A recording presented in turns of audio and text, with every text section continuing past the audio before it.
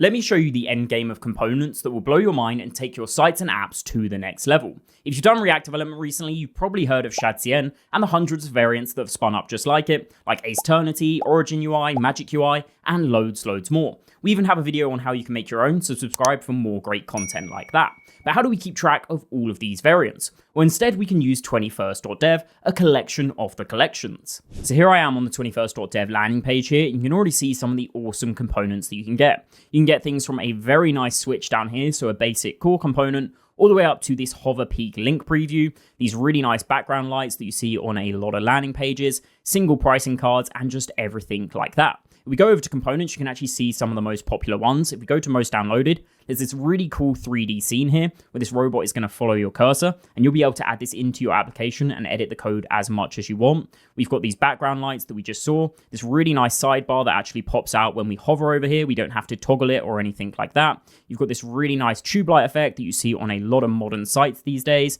Even the splash cursor effect here, just really cool effects that we can use. Now, if you actually want to add some of these components to your application, you can actually use the shadcn CLI. That's a really cool thing about 21st.dev is all of these components use the shadcn registry. If you click open component here, you can see the code here, so you can see how these effects are done. Maybe if you just want to learn something, or you can copy the code manually if you like that way as well, or just copy this command here and install it with the shadcn CLI, which I'll be doing in a bit. But another really cool one is this copy prompt button. You can see we get a prompt type here for most AI code editors, so that's quite a generic one. There's even really specific ones that are essentially more optimized for these different AI editors. So V0, Lovable, Bolt.new, and it's going to copy that code into a prompt along with some custom text, so the AI is going to add this into your site for you. And then you can go ahead and just modify it in there as much as you want. You can even click here and see open in V0 as well. So really cool that 21st.dev allows you all of those options to add these to your site. Now, you might be thinking some of these are over the top. You don't want just landing page effects. Maybe you want some of your core components. We go down to UI components. This is where you actually see some of the core components, like just some buttons here where they have some nice rainbow effects and just some very basic buttons from all of the UI libraries. You see Origin UI here a lot as they tend to have loads of different components for the component types here. We have calendars, loads of different things like that. In fact, the calendars is actually how I found out about this site. We scroll down a bit here, you see a familiar face. This is me. I actually created a shadcn spin-off that uses React Area, and they added me to this site a few months ago, which is how I found out about it. And you can see they've added in all of my components. They even created these videos for me, so that is super nice of them to do. They really do keep up with the community and just pull in so many examples here. You can even see we have the marketing blocks as well, so if you want to go a step above and create a really nice landing page, we can have things like docs here for your really cool buttons, comparisons for those comparison pages where you get a cool image effect here.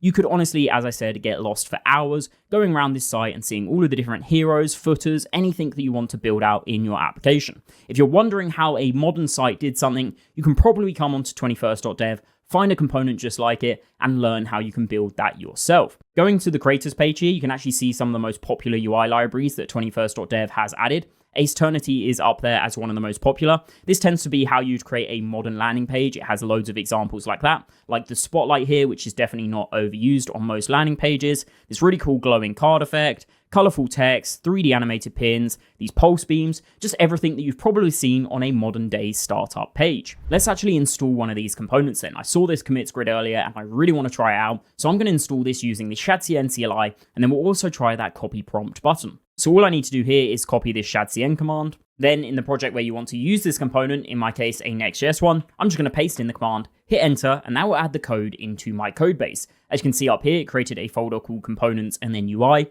and we now have the commits grid component in my code base ready to use. So let me add this to a page. On my landing page, I've used the commits grid component that we just installed. I'm going to put in the text that says sub, and we can see that when we open this up, we get this really nice commit grid effect here. It fades in, it says sub, and we own this code now. We can modify this as much as we want. I could go in, I could change the color of the highlight, the rounded corners, anything like that, since it's in my code base, modifiable by me, and I can also learn how you can create effects like this. It is just super cool that we can do this in seconds. Back on the site then, I'm curious what this copy prompt button actually does. So if I click copy prompt here, paste it into V0, which is going to ask me to save this to a file. I'll hit enter on that. It should understand what we mean. Go ahead and hit send here and see what this builds out. Now that it's complete, you can see what we actually pasted in was text that said copy paste this component to the components UI folder, and then it just had all of the code there, and then also at the bottom all of the Tailwind that we needed as well, so extend existing Tailwind config with this code. So it's just telling the AI what it needs to do to get this component up and running. What we do finally get is we get this nice preview here. As you can see, when I open it up, it is in light mode, but we do have that 21st commit grid that we wanted. I've prompted V0 to change the highlight to red and also change the text to say yay, and we'll see if it can do that. There we go, absolutely awesome. I really do feel like this is a modern way to build UI. You find a base component that you want, paste this in, and you can modify it with AI to get it perfect and just right for what you want. There we go. Let me know in the comments down below what your favorite UI libraries are and if you've heard of this site before. While you're down there, subscribe, and as always, see you in the next one.